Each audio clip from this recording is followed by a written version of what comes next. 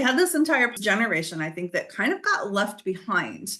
They were old enough to kind of understand what was going on, but they didn't necessarily have the same adult coping skills that we had. We just kind of ignored them, I think, assumed that they were going to be okay as we worked through this process together.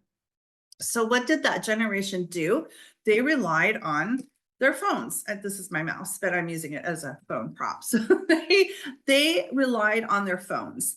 And what happened as they relied on their phones was they received, with all the Facebook likes and the TikTok videos and the games that they played, they received a dopamine hit from each one of those interactions. So dopamine is kind of the feel-good chemical that you get when somebody likes your post or responds to something, or you win a game. So those are called short-term dopamine hits. And then we have the more longer dopamine hits, which come from things like completing a project, or working on something for a long period of time, and then having something physical, a tangible object to show for the work that you put into it. So those are more sustained dopamine hits, if you will. But we have this entire generation who got all of their energy, their good brain chemicals, their wellness, their happiness, their well-being from their phone. Again, using my mouse. So what now we see these individuals entering the workplace, and what are they? They're addicted to their phone.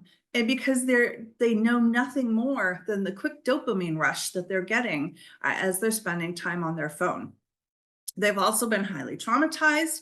No one's really talked about that. Did they have the coping skills to work through some of that collective trauma, or level 2 type of trauma that we've all experienced, especially as we all, as even adults, were in the same milieu of trauma. So we all kind of got over it. It ended. Everyone went kind of back on their way. Yet we have this generation of younger generation kids, I'll call them, who have now had their brains completely rewired. So they're getting that quick dopamine fix from being on their phone.